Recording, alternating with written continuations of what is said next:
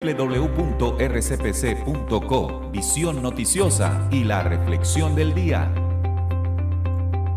Bueno, el viernes anterior estuvimos hablando en Descubriendo sobre el diezmo. Y en eso estuve conversando con alguien que me decía que había conversado con un amigo religioso y debatían sobre el diezmo. Y una de las razones que este oyente le decía al creyente, amigo de él, era que si no se daba cuenta de que los pastores estaban utilizando ese 10% de su ganancia, de su sueldo, de su salario, para bienes propios, para él propio como pastor. Y él decía, bueno, realmente a mí no me interesa, no me importa qué haga el pastor con ese dinero. Yo hago la acción de entregar el diezmo para que el Señor lo note y premie al dador alegre. Entonces miren cómo la creencia ha logrado en ciertas personas llegar a esa conclusión. No me importa lo que haga el pastor con ese dinero, a mí lo que me importa es que yo pueda entregar en la iglesia, porque creo que es el ámbito en el que el Señor se mueve, o Dios se mueve, entrego en la iglesia y ese acto, no importa hacia dónde se vaya ese dinero, y ese acto sea el que sea tenido en cuenta por el Señor y me bendiga. Entonces yo analizaba la respuesta, ¿no? Y yo hacía mis propias conclusiones sin juzgar a lo que me había dicho esta persona, pero yo decía, bueno, y si el proceso o la intención como creyente es que yo entregando un diezmo, o sea, un porcentaje de lo que gano, a alguien, eso el Señor lo vea bien. Entonces, si de pronto tienes la duda, como ya resuena mucho de que eso se está yendo para los pastores y está enriqueciéndolos, ¿por qué más bien no destinas ese 10% a alguien necesitado? ¿O no hay muchos necesitados en el planeta Tierra? Muchos. En tu ciudad, en tu barrio lo hay. Si eres tan obediente con el diezmo, entregándoselo a un pastor que tienes dudas que puede estar utilizando otras cosas o para otras cosas personales, sobre todo enriqueciéndose, ¿por qué ese 10% no se lo das a un necesitado?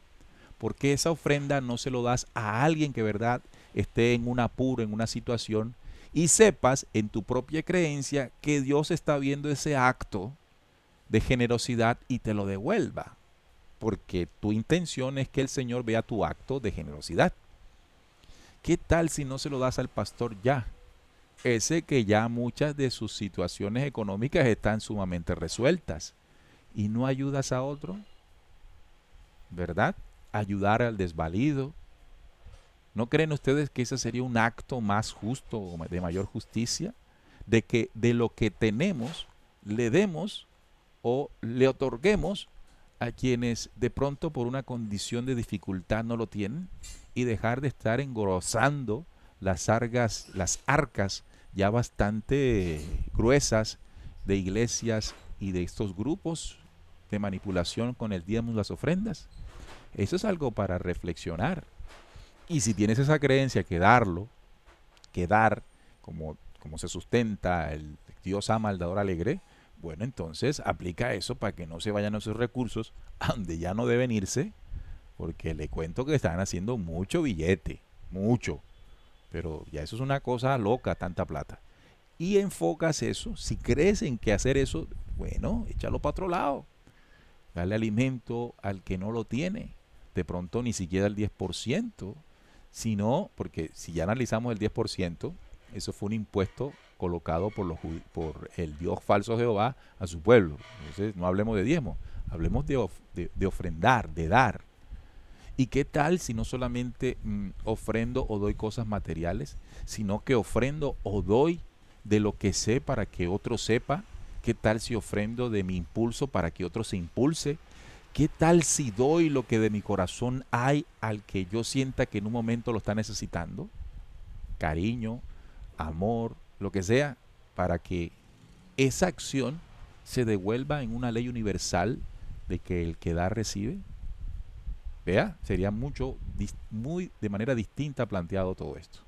Así que ahí está la reflexión que surgió precisamente por un diálogo en el programa que hicimos el viernes en Descubriendo con el Diezmo, que a propósito, que si no lo han visto, pues les voy a dejar aquí el link para que lo vean.